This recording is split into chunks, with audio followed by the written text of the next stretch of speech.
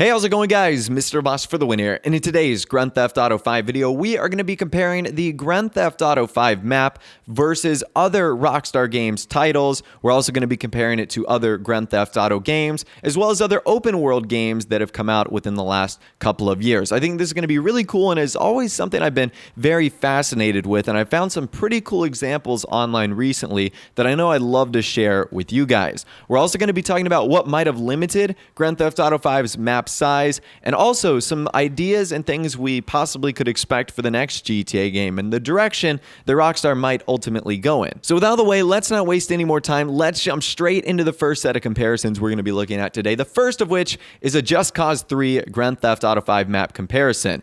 Now, I've actually played a good bit of Just Cause 3. In fact, we've got 3 or 4 live streams on my channel that have actually gone over really well. You guys seem to love that game. So if there's one thing we know about the Just Cause franchise and Just Cause 3 is that the map is huge, as you guys can see right here. Grand Theft Auto 5 is in the bottom left-hand corner, and obviously Just Cause 3 is the entire map that you're seeing on the screen right now. The first thing that immediately jumped out to me was the fact that the volcano in the top left-hand corner of Just Cause 3 is nearly the entire size of Grand Theft Auto 5's map. I mean, Just Cause 3 has so many different elements and little islands, and there's this obviously giant landmass and then the volcano in the upper top left-hand corner. And that's what I thought made Just Cause 3's environment so cool, is that there were so many things to do. There were so many places to explore. Wherever you went, there was different biomes for snow, for tropical, for more city, more desert. And I really, really liked that. Now,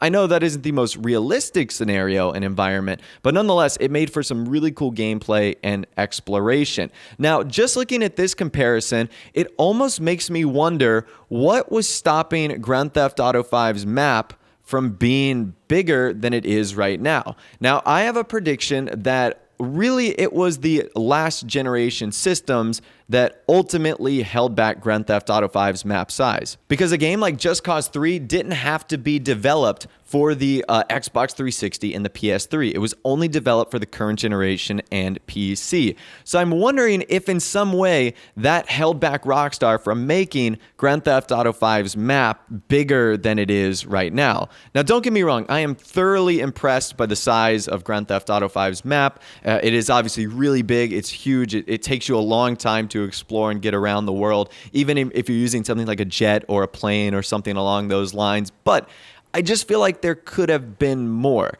And that's one thing I see in Just Cause 3 that really reminds me of that. And kind of sticking with that franchise, here is what the Just Cause 2 map looks like, which is an even older game than Just Cause 3.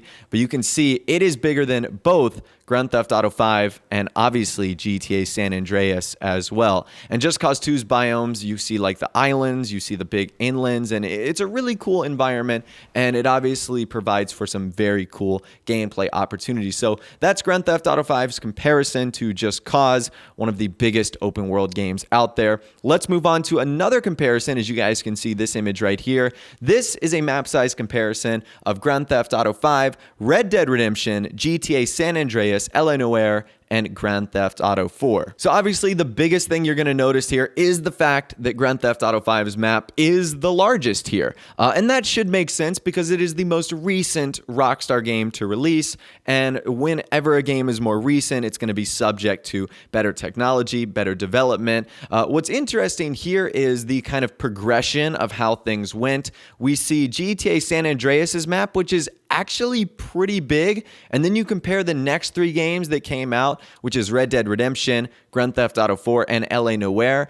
It seems as if Rockstar kind of shrank the map on those 3 games, but of course added more detail. In GTA San Andreas, you had 3 cities that were compacted into a pretty small area, but because that game was originally released on the PlayStation 2, there wasn't a whole lot of detail that could be put into the world. So you basically just had these 3 cities, but there was a lot of content, just not a whole lot of detail. Whereas in Red Dead Redemption, LA Noire, and Grand Theft Auto 4, it seems as if the world shrunk a little bit, but there might have been more to do and there was more detail. And in Grand Theft Theft Auto 5, you seem to get a little bit of a best of both worlds from San Andreas when they wanted to put as much as they could, and also from those other games where they wanted to add as much detail as possible. Also, one thing that sticks out to me too, L.A. Noire is a pretty big map. It's just really long, and it doesn't have much width to it either. So I always thought that was interesting. If you guys have never played L.A. Noire, you definitely should. It's a really cool game developed by Rockstar, so check that out. If we move on, we see another map comparison between Grand Theft Auto 5's map and Arma 3's map, which once again is another kind of open world-ish style game. And this one is a interesting comparison because you can see the entire map of Grand Theft Auto 5 fits inside of Arma 3's map, which is really cool. I'm sure that you could say the exact same thing about the Just Cause 3 map in Grand Theft Auto 5, but nonetheless, just to see this comparison is pretty crazy and gives you an idea of, when you compare it to something so much bigger, how small the world of Grand Theft Auto 5 can actually seem and can actually feel like. So that's that right there. We're going to move on to a couple more comparisons right here. This one is pretty simple. It's actually Grand Theft Auto 5's world of San Andreas versus the 2004 edition of GTA San Andreas. And as you can see right here, once again, that's the difference I'm talking about. Rockstar basically packed 3 major cities into that tiny little world. Whereas in Grand Theft Auto 5, it seems we have obviously the one big city, and then there's just a whole lot of other stuff like mountains and seas and military bases and places to explore and deserts and ranches and farms and stuff like that.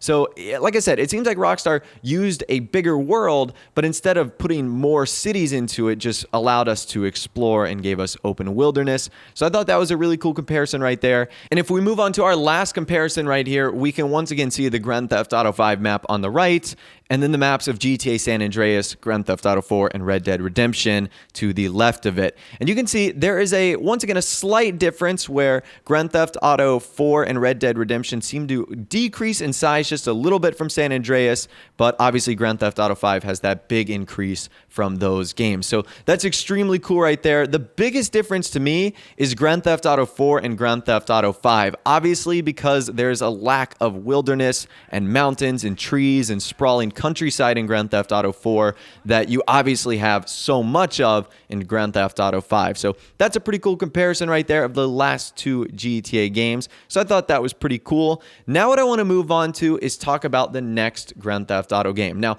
obviously, we don't know anything about the next GTA game. We don't know what it's going to be called. We don't know the setting. But what we can kind of do is predict what the next map might actually be like. If I had to take a guess, I'm going to say that Rockstar is going to go in a direction that we've previously seen, and that is increasing map size. In my opinion, it doesn't make sense for them to have a smaller map than what we have in Grand Theft Auto 5. And because of that, there's been a lot of concepts that have been created.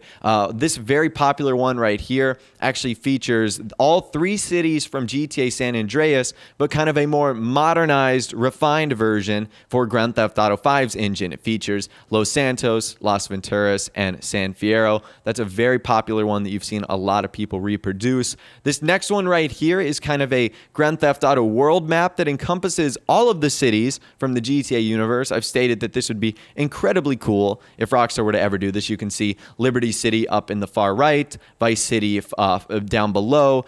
You've got Las Venturas, San Fierro, Los Santos. You even got some mountains up in the north. Some people have even gone as far as modifying like an entire almost Arctic shelf up there, featuring maybe more than just North Yankton, but maybe even upward parts of Canada and the Arctic itself. So that could be extremely cool. Those are once again some examples that I've seen of people doing and recreating for the next GTA game. Or if they wanted to simply go back and focus on one city, they could totally do that as well. Now, one of the biggest complaints I see about GTA Vice City is the size, and a lot of people say that that isn't likely to return because Vice City is so small. Well, here's an example of maybe what they could do in terms of expanding Vice City, making the city a little bit bigger, but obviously expanding out in towards maybe the swamp areas and maybe a little bit more inland. That is something I could see being a very cool feature, because if you guys ever played Vice City, you know that you could see the beach wherever you went. And I know that's a very popular thing to do, obviously, in Miami,